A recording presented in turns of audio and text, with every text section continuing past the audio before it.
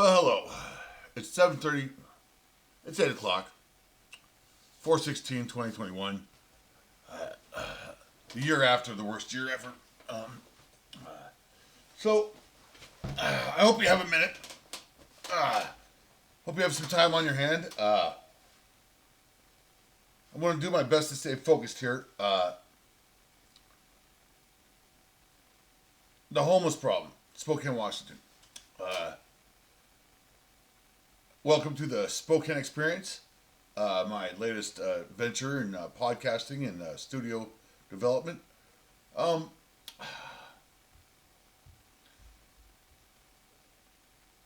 It's going to take me a while to convince you of why I'm certain that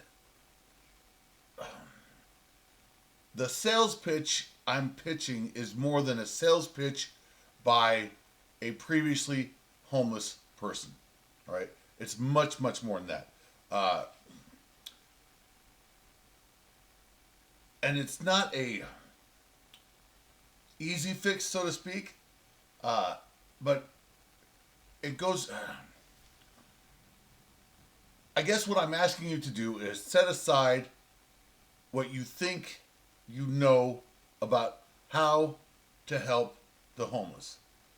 You need to set aside your preconceived ideas, especially if you're an educated person, a social worker, or somebody who's been working in the industry for any amount of time, because that paradigm is broken.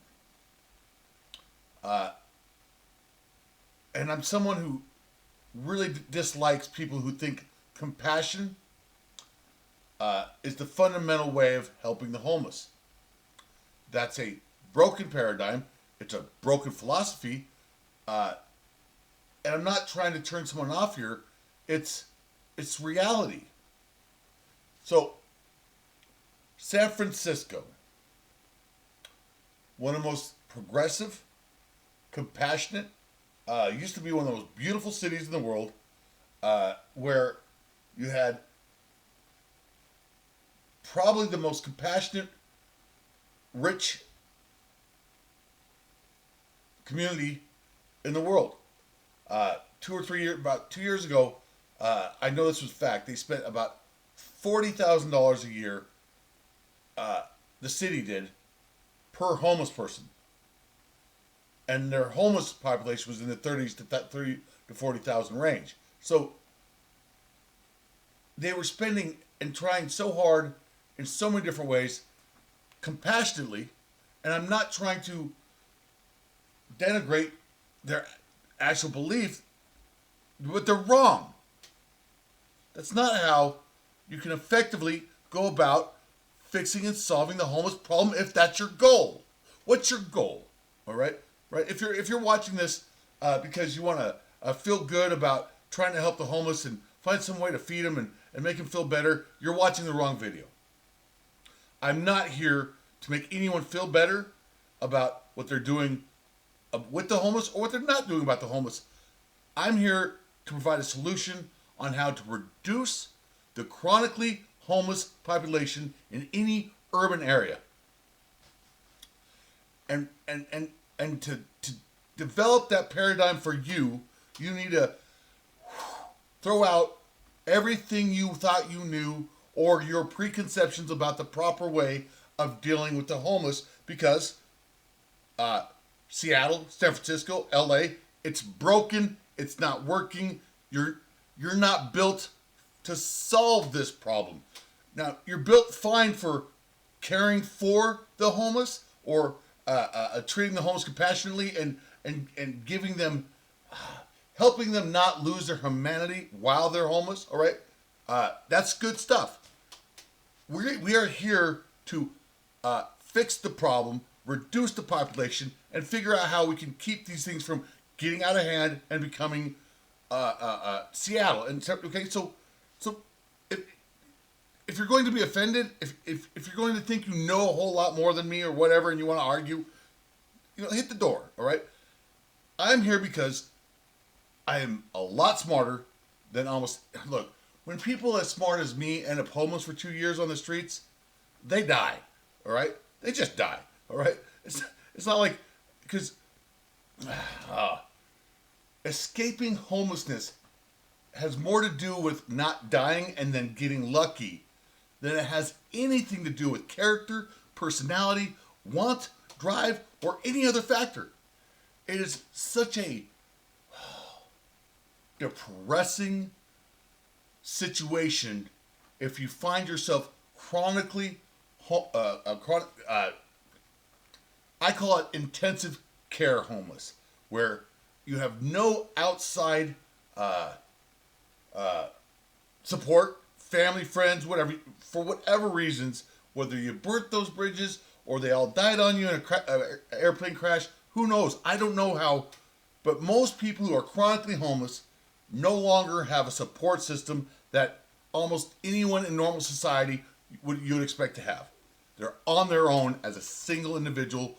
And by the way, when I'm talking about chronic homeless, I'm not talking about single mothers or fathers or families. That's not my expertise. That's not where I'm driving. So don't think about mom and their children when we're doing this. Of course, it could be applied to them, but this is about the individual chronically homeless, which is mostly male, mostly individuals. That's what I'm addressing.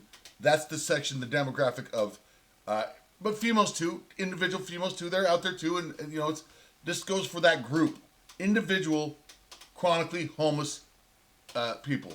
All right, so if you're willing to be open-minded and go, all right, let's act like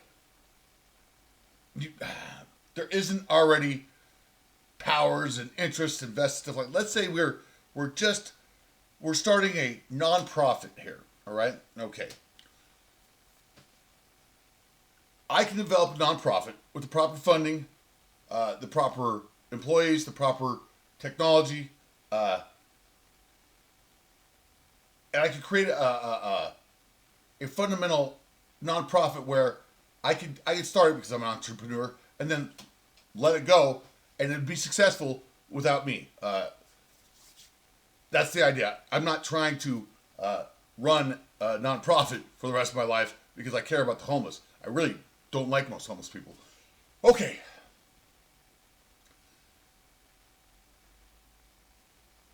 There's a fundamental thing that most social workers, doctors, charity people don't get about who they're dealing with. And they're misdiagnosing the problem because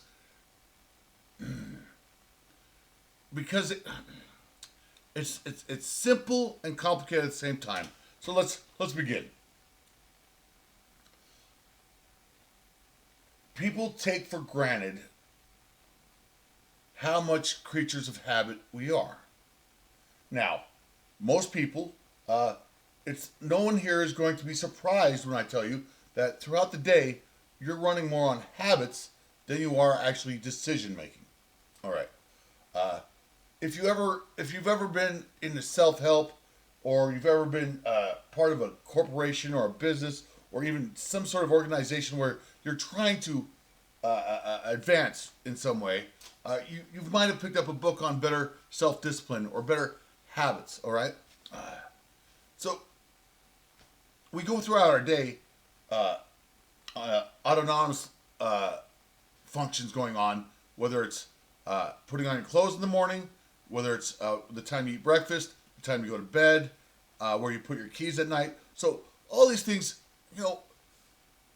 it's probably not going to blow anybody's mind to know that Elon Musk, Jeff Bezos, Warren Buffett, and many other rich and powerful and successful people,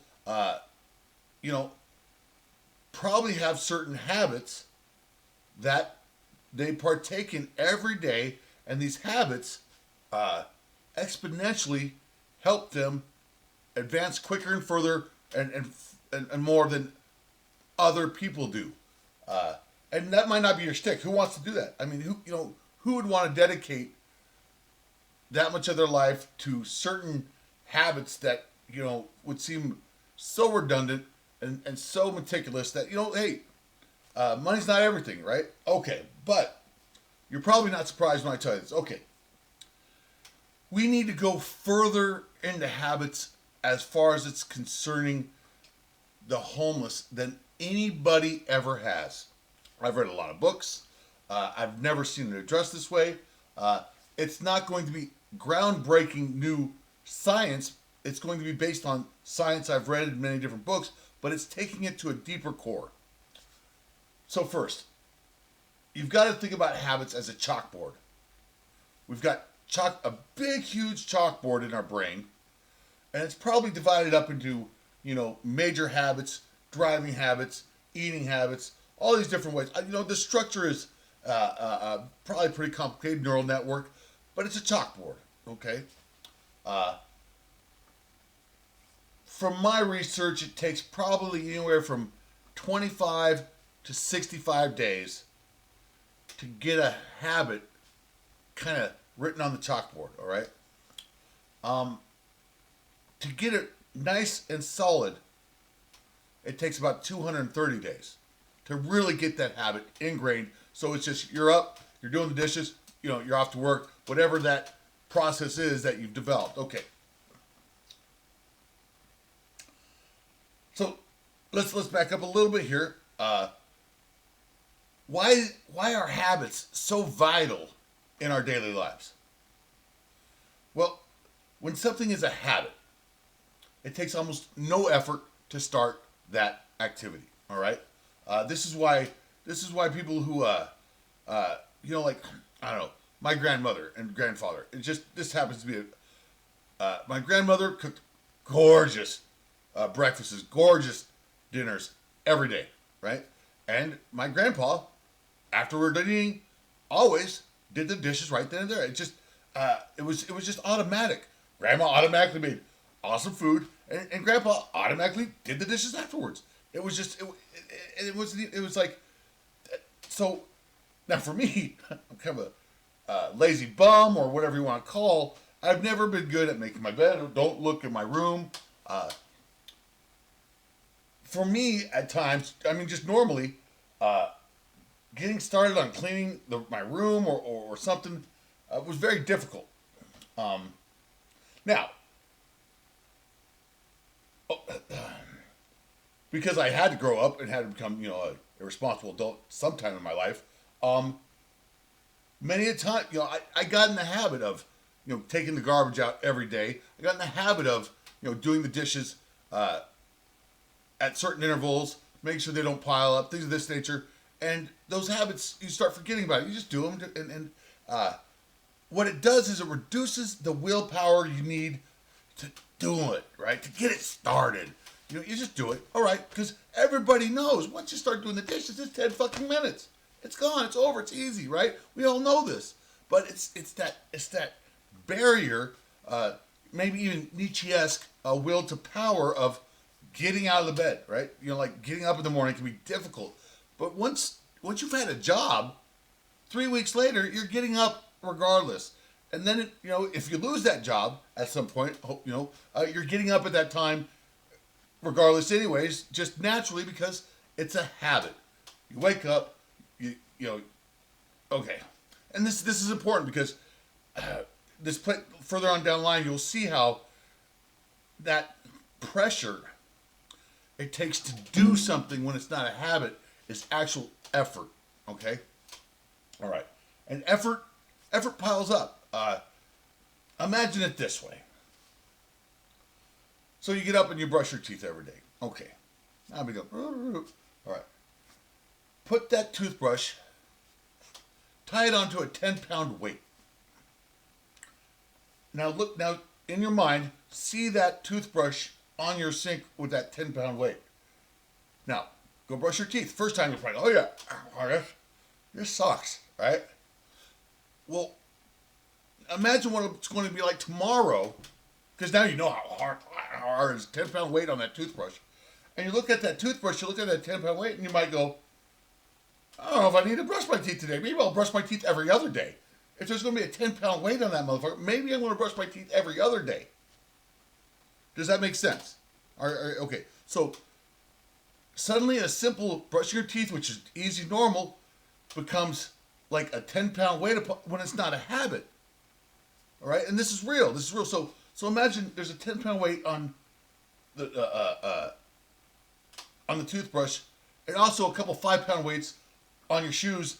That the 5 pounds doesn't come off till you put them on. So there's more effort if it's not a habit to put on your shoes. Just to put on your shoes becomes weight. Okay. Now, if something's not a habit, most people won't just do it because it's not a habit and without some external motivation. If you're not into good eating habits, the motivation is, when you get hungry, you eat. That's why you just eat whenever you're hungry, versus somebody who's in a habit of eating certain times a day. If you're not hungry, you don't eat. Whereas somebody who is in the habit of eating every night will probably eat regardless because that's the time you eat. Okay, so we're taking these habits and we're going deeper with them, okay? I learned this through my own experience. How long does it take to lose a habit? Now, there's not a whole lot of science on that. Most of your research on habits are how to develop new ones and proper ones. And they just kind of assume if you're trying to get rid of a bad habit, you're going to replace it with a good habit. But they don't say how long it would take to lose a habit if you just stop doing it, right? There's not a whole lot of research on that. I'm sure we can find some, but I haven't. But let's say there's a threshold. Let's go back to the chalkboard, all right? So we have this chalkboard. And some habits have been scribbled on the board because every time you do a habit, it gets marked up on the board again. So the habits that your mother has been training you to do for 7 to 9, 12 years, before you started doing it on your own. But this is why nurture is so important. Getting up, going to school, putting your shoes on, brushing your teeth. Man, 365 times a day, 10 years, that's 3,600. But it's been written on that board. It's all on there, man. Try to erase that fucker off there. You're gonna have a hard time. It's not going to come off. It's going to be very hard to get that off the chalkboard. Okay, but let's say there's some threshold of whether through traumatic experience, through ego death, and these are psychological terms. I'm not just throwing these out here. Ego death, you have to look it up. Psychological trauma, post-traumatic stress syndrome, all these things can factor in to wiping that habit board clean. Besides just not doing it. Okay, so here, all right. So I'm hoping you're following me here about people don't look at the homeless the proper way. They see a 35-year-old adult who they believe is making a life choice of what, or deserves to be where they're at, or is lazy, is irresponsible, is an asshole, has anger issues, all these things that these social workers are looking at these homeless people like, as if they're actual adults with the ability to act in normal, civilized ways. On top of the fact that half of them are strung out on drugs and are fucking gone, okay? But after they come down off the drugs, okay? After this cleaning sober, they're like, man, I need to get off the streets. I'm in living hell, and they are. They're living a living hell, and just because you're feeding them some food and giving them a nice coat, they're still in a living hell. You're not doing half as much as you like to think you are. It's good, it's great, it does comfort them a bit, but you're going down into hell and giving people ice water, for an hour a day. They're still living in hell. Okay, so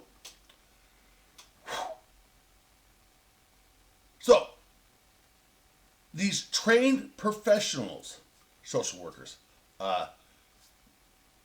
view the homeless through a personal, individual lens.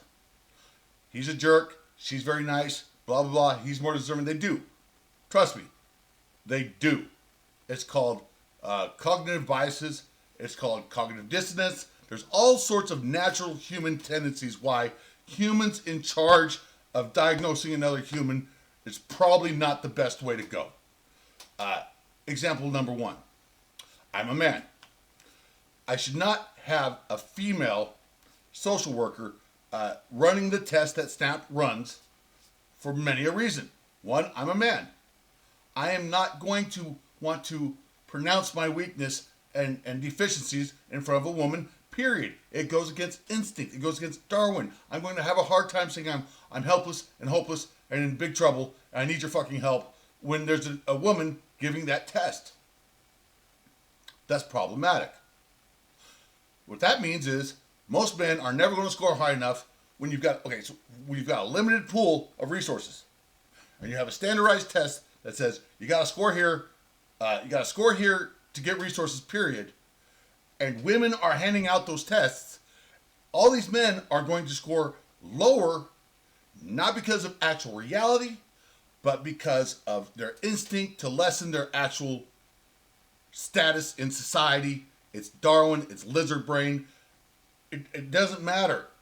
If a woman's there, they're going to try to act stronger than they are. They're going to try to play down their deficiencies, and they're not even going to realize they're doing it. All right. I'm not even saying if another man does it, they're not going to try to be an alpha male to that man. I'm just saying men are problematic. It's problematic when you're trying to ask a male to describe his helplessness because instinctively that's not part of our programming. So what this does is it moves individual women up the hierarchy, and they're not in any more danger. They're in danger. Don't get me wrong. They're deserving of help, right? But we're just talking like equal and equal. All these people need help. Women will get a subconscious or conscious biased advantage that isn't calculated into the test. Trust me, I know the test. Okay, so this is problematic. These are simple problems that I can show you right now in the paradigm going on right now in Spokane. It's problematic. We need to do away with that, and my system will show you how. Okay. But more than that, more than my system, we need to get these people who are working with the homeless. That's not a 35-year-old man you're dealing with, even though it's a 35-year-old man, or an 18-year-old boy, or a 29-year-old man, or even woman, or that's not a human fit for society. It's a human. It's a being. They know pain, suffer, desire, all that stuff. Okay. Let's slow down here. I'm trying to do this all in one video in a way where somebody can go back who's actually interested. I'm giving this to you for free. All right? I've designed this. I spent 2 years on this, and I'm not asking for a penny. I'm not even asking you to run the motherfucker. I just want you to listen from the front to the back because you can't just take little pieces and add it to your paradigm. It won't work that way. You have to get it from front to back and go, oh, I see. And then I'm like, here, have it. I'm going to go make money doing my own thing. Anyways, so we need the people working with the homeless to understand that if you're dealing with a chronic homeless person, and I've defined a chronic homeless person as someone who has been on the streets of Spokane or whatever urban area for 9 months or more. All right, that's the threshold. It's arbitrary. It's my own opinion. It may differ. It may be quicker. It may be sooner. And here's the thing. It absolutely depends on how traumatic those 9 months have been compared to someone else. Right. So these are soft numbers, but we have to start where. So let's say 9 months. I'm saying 9 months on a hardcore urban street, Spokane, and worse. Your habits are gone. The board has been wiped clean. You've been mugged, maybe raped. You've been taken advantage of. You've been beaten around. Your world is no longer at all of civil society. Your chalkboard has been wiped clean from ego death and other traumatic experiences. This is real. You wouldn't think so. 9 months, really? All my habits go out the door? Well, depending on how rough have you had it, absolutely. Okay. So think about that. Think about a 25-year-old person who no longer has the habit, any habits, except a drug habit, and a shelter habit, and a looking for cigarettes on the ground habit, and running from danger habit, or we're not even getting into the bad habits yet. Just imagine a person who's all the habits been. Let me tell you how I figure this. I've been working on why the homeless problem is broken and all these different things for quite a while, and I had a lot of the pieces coming together, and it's my own personal realization of, oh, this is why I keep failing, because I hate failing.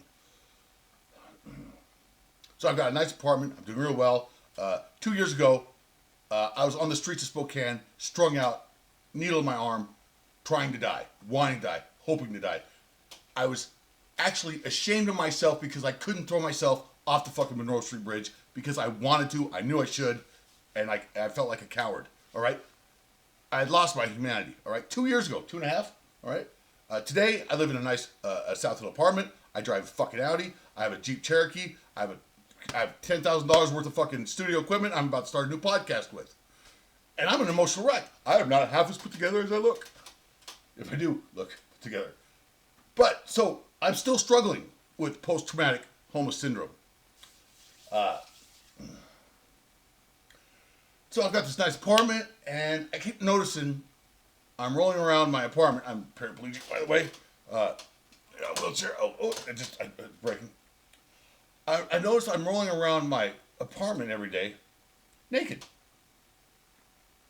Well, it kind of concerns me because I'm on the first floor, and the goddamn apartment complex kids playground is like right there by my apartment. I'm like, so I'm like, I need to get dressed more. I mean, just because, nobody wants to see that. Nobody wants to see a naked guy in a wheelchair. Nobody does. I don't. But I'm like, man, I'm always up roaming around all naked. I'm up, I'm awake, I'm on the computer, I'm doing stuff, but, I'm cooking bacon. Ow! Shit! But I'm not getting dressed. Why am I, fuck, over and over again. And it suddenly dawns on me. I'm like, oh, I'm not in the habit of getting dressed. What? Yeah. So that's like a 2,000-year-old habit. Whether you changed into your pajamas because it's cold and whatever, or you got up and you changed into your daily clothes, it's probably about a 12 to 2,000-year-old habit that is an essential habit to maintaining any sort of status or ability to maintain yourself in our society. You get up, you get dressed. Imagine if you got a habit of putting your shoes on. You got dressed, but you never put your shoes on because you lived in the Bahamas. Nice. Sounds cool, right? Imagine that. Imagine living in the Bahamas for 3 years and you never put your shoes on. You just, not even sandals. You just didn't put shoes on, right? Then you move back home to Spokane and it's wintertime. How often do you think you'd go outside with your pants on, coat on, gloves, and forget your damn shoes? That'd be weird, but imagine. Eventually you, because it's cold, but, all right. It'd be an effort to put your shoes on. It's an effort for me to get dressed in the morning, unless somebody was coming over or I had to be somewhere, I found motivation to get dressed, but without some external motivation saying, hey, you need to get dressed for some reason, I wasn't dressed. And so when an opportunity would arise where if I was dressed, I could capitalize on it, like, oh, let's go do this, blah, blah, blah. I was like, oh, I gotta get ready. That's going to take half an hour. I need to jump in the shower. All these things that if I just had the habit of getting up, taking a shower, normal, like my whole life I've been, all of these things would be simple. I'd have more opportunities, more ability to socialize, more ability to, all sorts of things would open up for me if I just get fucking dressed every morning, take a shower, be ready to go, regardless if there's something to do. It's still a bit of an effort. I still find myself, hey, fucker, get up, get dressed, Okay. This is deeper than just habits. These are fundamental habits that our society has ingrained, and our mothers have done it for years and years. And the homeless, chronic homeless people lose all these things, right? They don't have. Now let's talk about the fucking stupid habits every homeless person develops. You always tell a homeless person, they're just looking at the ground when they're walking. They're looking for opportunity. They've learned like a little mouse in the field that when opportunity comes, and I smoke, a couple quarters, a couple dollars, oh, $50 bill, oh, bag of drugs. Trust me, it's all out there. And that's why the homeless people go around like that. You can't see their fucking face. And that depresses me. I never would do that because I was like, man, fuck that. Look up. We're humans. We stand upright. How do we stand upright? Is because we no longer have to look at the ground and capitalize on every opportunity that comes along. So now you've got somebody who's not only been wiped out of any societal necessary habit, right? Whether it's putting your shoes on, whether it's self-care, whether it's paying your bills. Okay, let's get a little deeper even. This is where it gets pretty intricate. I'm a hothead. I have an anger problem. It's part of my personality trait. It's more genetics than behavioral. All right. If you believe in science, there's something called the Big Five personality traits. Not that you can't twist the knobs, but people are born with certain dispositions for potential in different categories. Some people are going to be a little more wild child. Some people are going to be a little more anal. You might want to get into Freud. Maybe it has to do with parents. But at a certain point, 4 or 5 years old, those dials have been set to a degree that is beyond habits. All right. Take ADD, for example. Things of this nature. It took me a long time as a hyperactive person who had a dysfunctional family life to figure out how to be in the habit of not losing my temper, not doing something stupid every time an obstacle was in my way. 20s, early 30s. Seriously. And this is when I started having more success in the world, is when I was able to, through habit and restriction, chain in my own personality so that I wouldn't lose my temper on stupid people. Or the people I figured were stupid, or whatever, in my perception.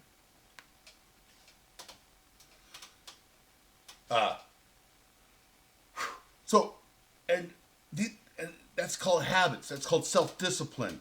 They're almost the same thing. You develop self-discipline. You get in the habit of not losing your temper. You get in the habit of being polite. I'm somebody who gets in the habit of saying hello to almost anybody I pass on the street.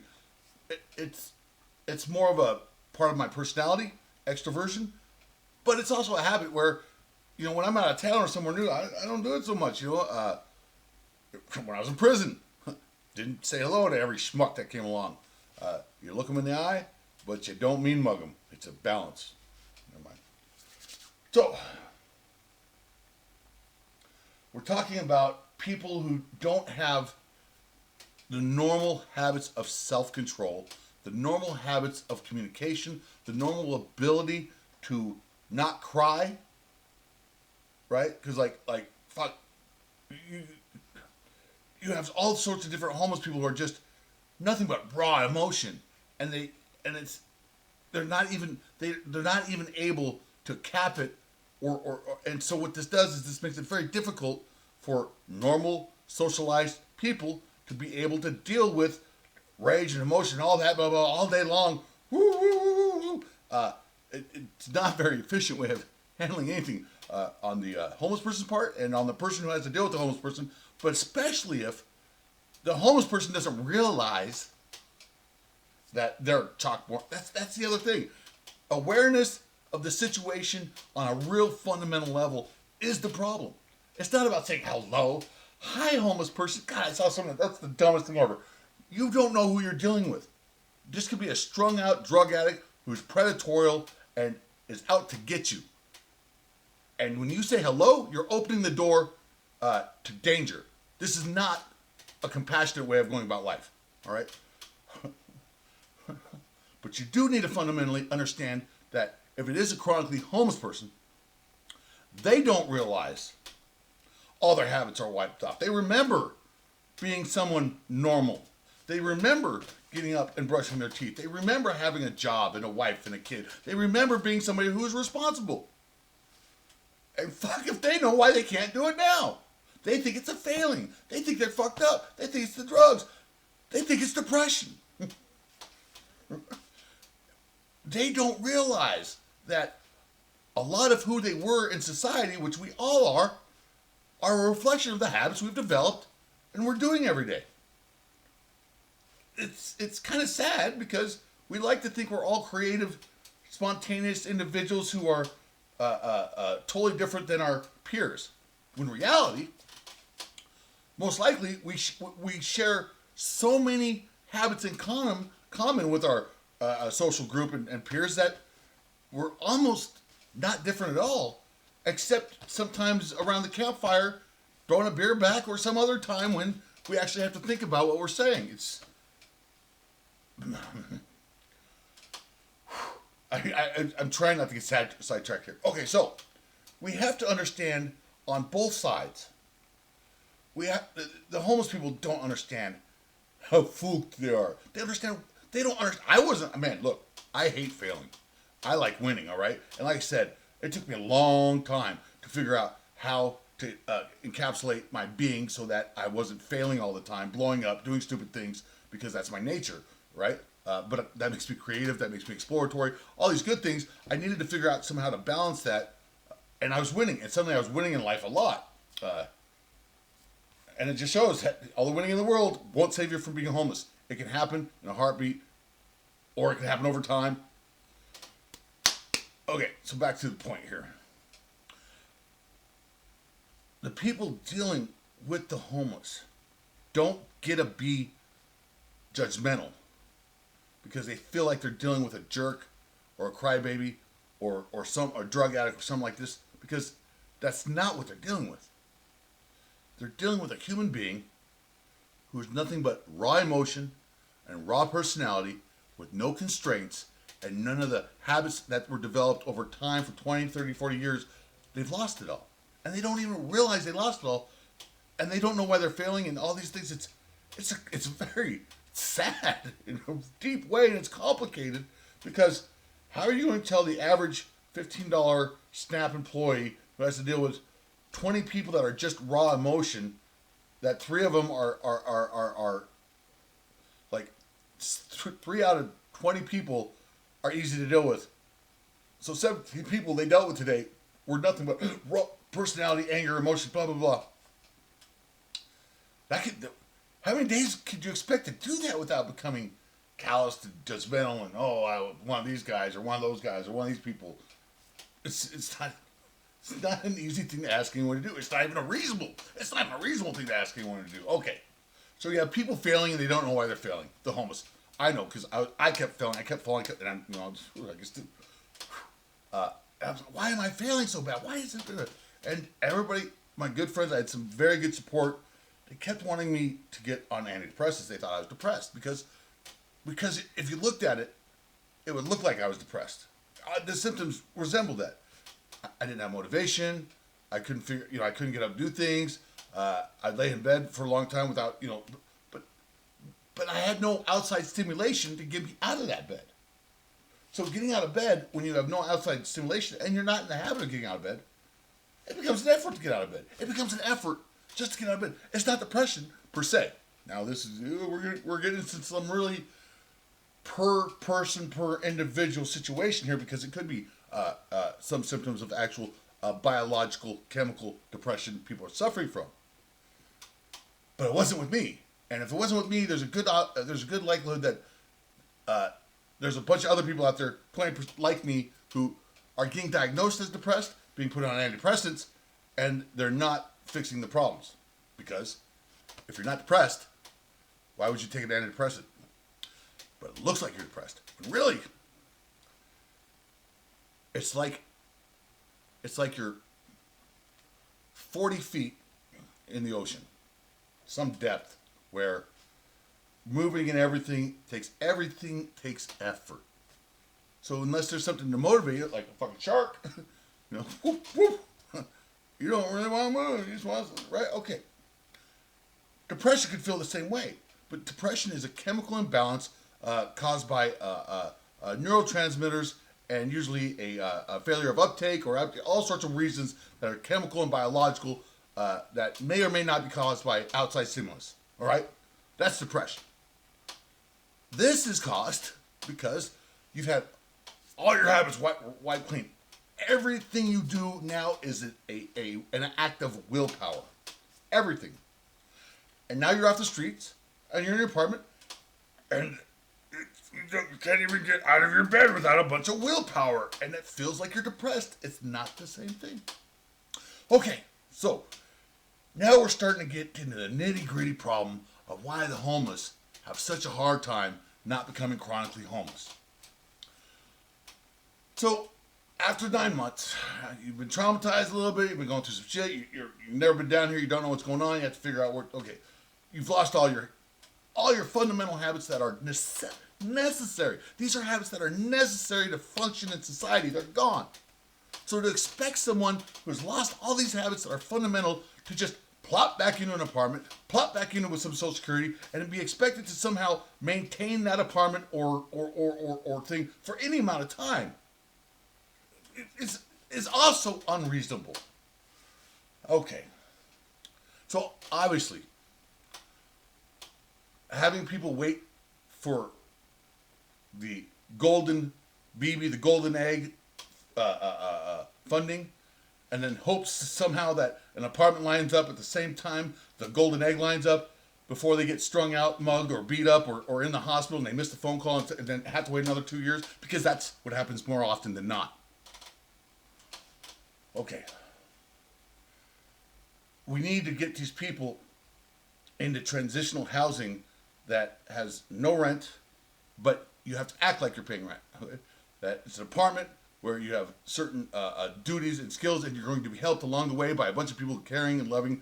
And this is why the churches are so good. But the churches have a 2,000-year-old blue book for how to help people get back into society. They put God as the goal. They put righteousness as the way of life. And whether those things are true or not, the blue book on getting there is about getting up in the morning, praying to God, habits. Good, trust me, I'm not even trying to be religious about it. It's a 2,000-year-old blue book on how to get back into society. It fucking works, whether you like it or not. If UGM, if you go there and you're not atheist, I was atheist. Whew. If you go there and you're not atheist, that's a great program, right? If you go there and you're semi-believing in God, it's a decent program. If you go there and you're like an atheist who won't lie to get help, you're fucking fucked. All right, that's a problem, by the way. How long are we here? 42 fucking minutes. All right. So, we're starting to understand the problem at a real fundamental level.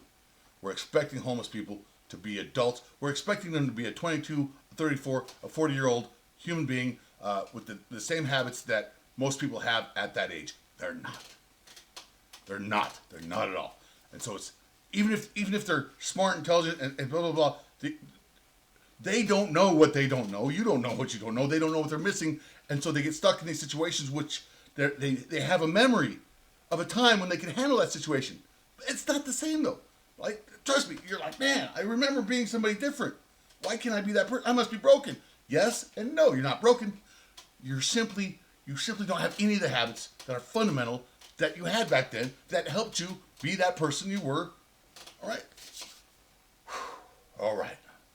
We're getting there, folks. How do we fix it? What do we do? Well, here's the hard truth. Here's where you have to throw out everything you thought you knew about helping the homeless. You have to open your mind and be willing to do something to fix the homeless problem, not fix your own self-grandializing, virtue signaling, look at me, I'm helping the homeless. Actually do something that has a reasonable chance of fixing the problem. So throw all that out, all right? Come with me down the road, and let's do something amazing that a lot of people are going to go, what the fuck? But when it works, they're going to go, oh, that's going to be fun, isn't it? That'll be fun. Imagine that. Imagine if Spokane, Washington did something that people went, that sounds crazy, and it worked. That sounds awesome. So how do we fix it? Okay, so the chronically, I call them the intensive care homeless people. People who've been on the street for 9 months or more. They're fucked. Those are hardcore, intensive care, deep tutoring, this is where compassion comes back into the game. They're going to need a lot of compassion. They're going to need dedicated compassion. They're going to need somebody to fucking hold their hand for 60 to 280 days.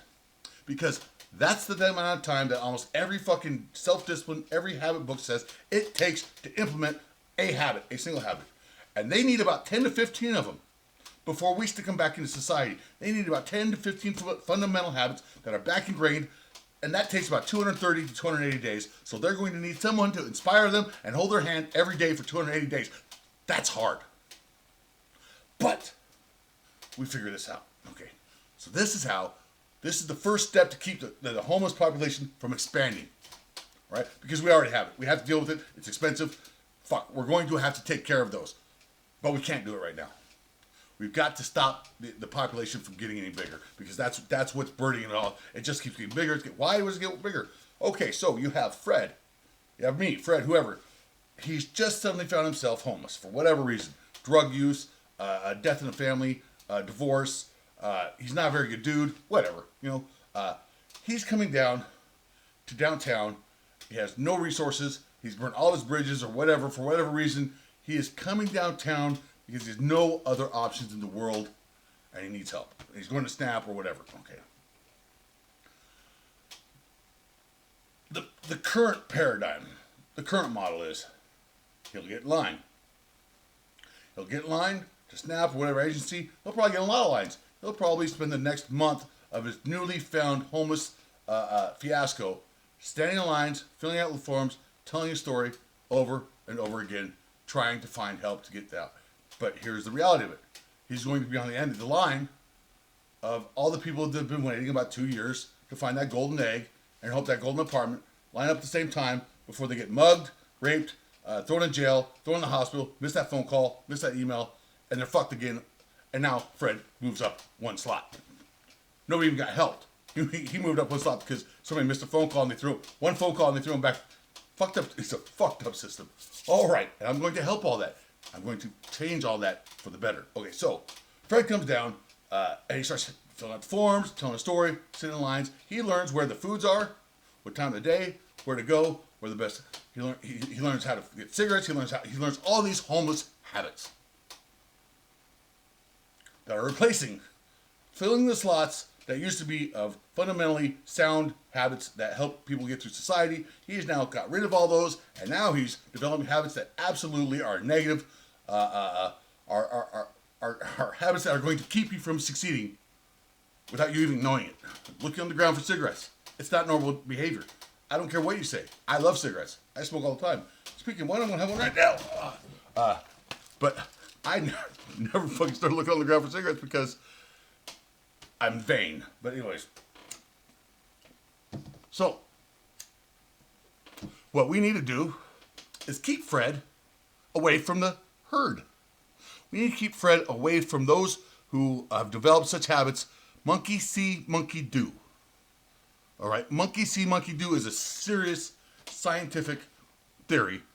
It's why we developed one culture works with bronze, another culture works with cotton and fabrics, and they meet up and they're like, hey, that's cool. And they're like, hey, that's cool. And they watch each other do it. And they're like, hey, I can do that too. It's how our society develops. It's what makes us a bit more less primal than our primate cousins. Okay, so monkey see, monkey do. You're not homeless. You're part of a separate species of humans. You're taking on habits and traits in a culture that is indicative and antiseptical to society. That's bad. And you don't even know it. And you don't even it's not even a want to thing. It's not a choice. It's not a lifestyle choice, even though some people are down there because of bad life choices. Once it's down there, it becomes a different society, it becomes a different culture, and now you're trying to survive like the animal we all are. It's not a choice developing these habits to survive on the streets if you're going to survive. All right? Even if you're a dirtbag or the greatest person ever, once you're down there, you have one choice, survival, and that means learning these skills that other homeless people have, and these are going to replace the skills that you need to be in society. And so when the golden egg lines up with the golden apartment, there's no way you're going to make a successful homed person. The odds are so bad. Okay. Unless we don't put Fred on the back of the line. We put Fred in the front of the line. Well, that's not very fair. Well, life's not fucking fair. We have problems. We're not talking about compassion. We're not talking about who gets what. We're talking about fixing the problem. Fred comes down. He still has a lot of, no matter how big of a piece of shit this dude is. Let's say he's not. Let's say he's actually a good dude and he just come on hard times and he found himself down there.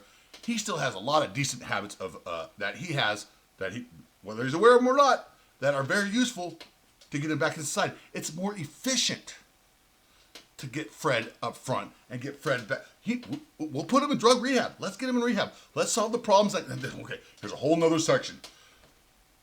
This whole time, we haven't even addressed the things, the problems, the trauma that got most people on the streets in the first place. We haven't even got there yet. We never do. We never even get to the actual trauma that puts people on the street in this whole paradigm. And that, not good. All right. So Fred comes down. He's the new guy.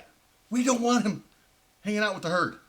We don't want him picking up those habits and losing his good habits. So we're going to get Fred out of there, and we're going to get him help right now. We're going to put him into a sanctuary rehab where there's no way he can get drugs. This is a problem. I've got a whole nother chapter on rehab is what we need to do to fix those two. I am a fucking genius. All right. So anyways, how are we going to do this, Cameron? Okay, so, all right. So let's go on to phase 2. This is where I need your money. This is where I need some technological, some people, movers and shakers, some power, some city, some, this is where I don't need it. The nonprofit we're developing is going to need to fast track some technology that exists.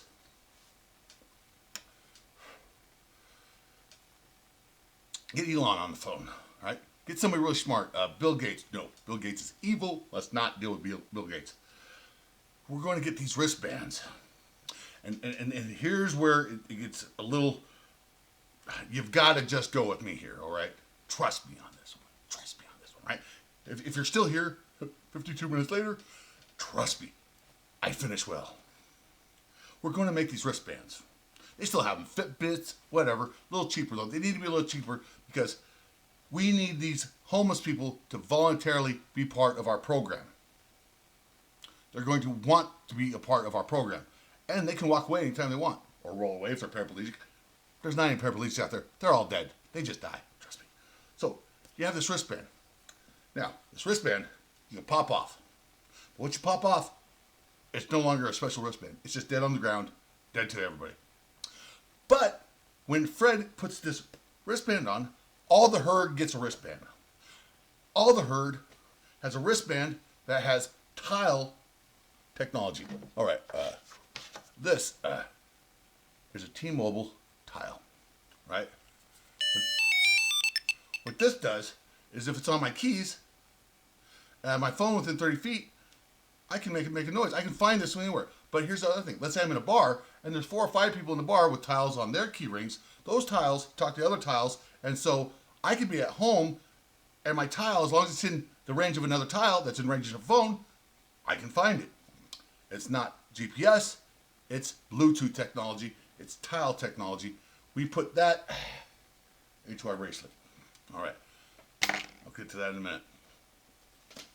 On top of that tile technology, one of the most depressing, dehumanizing things for the homeless is how many fucking times you gotta tell the same fucking story over and again to another blah, blah, blah, blah, blah, blah. There's fucking people out there that make money per quiz, per evaluation, per that they don't give a fuck. Pardon my language. Whether you get help or not, because shut up.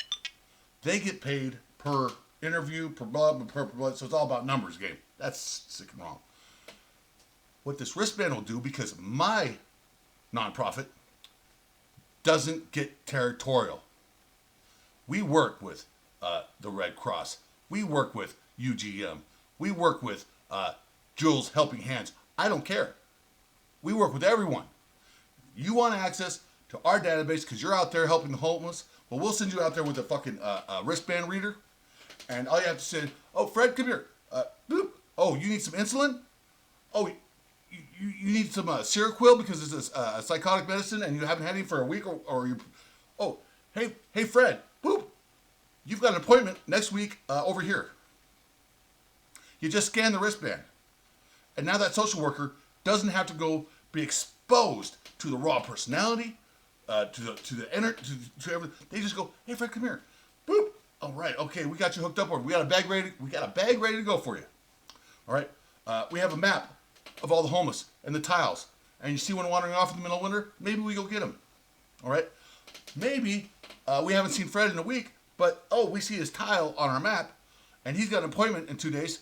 Maybe we send a social worker out in the area where we know his tile is, and we find Fred 2 days earlier and say, Fred, golden egg, and the appointment's lining up. Let's make sure you're there for that appointment.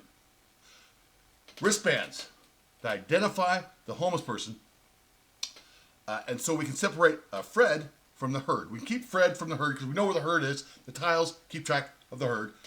The tile keep track of Fred, and we make sure Fred, hey Fred, no, you don't go over there. We want you over here doing these things. Why would they participate? Why wouldn't they just tell you? Because here is the golden egg apartment, whatever. When I issue you a tile wristband with all your information on it, and it's locked on your wrist, not locked on, you can take it off. But once it's locked on your wrist, though, you take it off, it's dead. But as long as you leave it on your wrist, every day you get our new set of pack of cigarettes, McDonald's, Zips, whatever meal, one a day, and a nice Starbucks coffee. Every day you get one of each. They don't double up. Tomorrow you don't get two. Tomorrow you don't get three. You have to get them today. You get a free meal anywhere downtown. Zips, Wendy's, Carl's Jr. We make it happen. You get one free meal. So if you want to skip breakfast at the shelter, maybe there's somebody you don't like there, you just go to Carl's Jr. and you automatically wouldn't have one $12 meal. You don't starve. Hey, that's awesome. You get a pack of cigarettes because you motherfuckers are giving them needles and access to fucking injection sites and things like that. And every time I bring up fucking cigarettes, you look at me like I'm fucking crazy. You're trying to keep them high and provide them places to do drugs and fuck their minds up. I just want to give them cigarettes because I know how psychologically valuable that is to most homeless guys, people, women. And you look at me like I'm fucking crazy. No, I'm serious. I'm fucking dead serious. You get a pack of cigarettes, a free meal, and a nice Starbucks coffee, Dutch Brothers coffee, every day if you keep that wristband on. That's it. You get 3 awesome benefits, right, for keeping that wristband on and staying a part of our program. And our program is dedicated to get you off the streets. And now, the herd, for the most part, keeps the wristbands on because if you take them off, it dies and you have to come back and re-sign up every time you take it off. And we'll let you back up. We'll let you back on if you keep taking it off, but you have to do the process again. You can't just keep using it. And eventually, if you're abusing it, we will say no because my nonprofit has backbone and we're going to get rid of the predators. Whole nother subject. The predators, the fakers, the people that are taking resources from the people who actually could use it, that need it, and they're just doing it because that's how they survive, and they're dominant, and they're predatorial now. I'm sorry. You have to stop doing drugs. You have to get cleaned up. You have to want to get back into society, and we're going to help you do that if that's what you want, but if you don't want that, we're going to eventually say, sorry, you're not part of our program because you obviously are not trying to get back into society. We don't help the homeless stay homeless. You can continue that all you want. My program helps people who are homeless and desperate and emotionally fucked up and all these things get back into society in a way where they have some chance, reasonable chance of being successful and becoming not only part of society, but wanting to be part of society, enjoying the fact that they're part of society, like I am right now. Whew. I'm giving this to you for free, all right? I will help set it up. I will go into further depth on the things of how to set up a nonprofit in a manner like we are going to work with the cops if they have a warrant. Period. If they don't have a warrant, we don't work with the cops.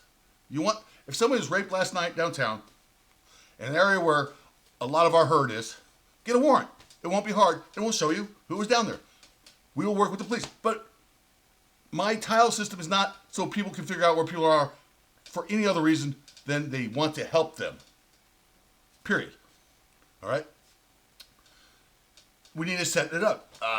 We need to set it up to make sure that when I'm gone and somebody else is gone 5 years down the road, somebody doesn't start doing favors to the police or whatever. We got to make that fucking clear. There's difficulties, there's processes, there's all sorts of things about setting this nonprofit up, on top of finding the fucking money to do this, that I am totally willing to spearhead and be a part of and dedicate a big portion of my life to for the next year or two. I don't know.